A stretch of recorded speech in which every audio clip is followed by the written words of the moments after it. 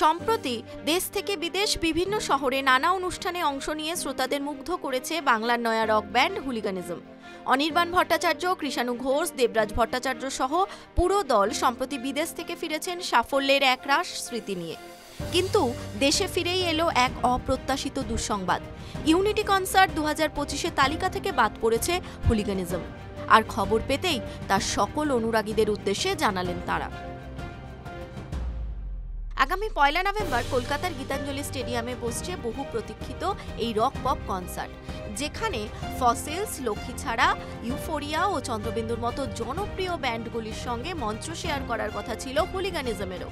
কিন্তু রবিবার সন্ধ্যায় একটি ফেসবুক পোস্ট ব্যান্ডের পক্ষ থেকে করা হয়, আর সেখানে লেখা অজ্ঞাত কারণে এই কনসার্ট থেকে তারা বাদ পড়েছে।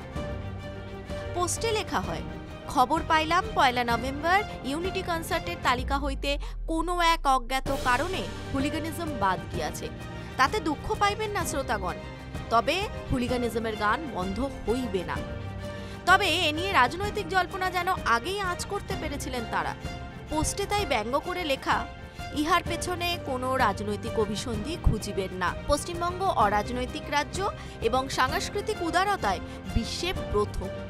প্রসঙ্গত, হুলিগানিজম তাদের রাজনৈতিক রচনার জন্যই সম্প্রতিতে সকলের আলোচনার কেন্দ্রে জায়গা করে নিয়েছে।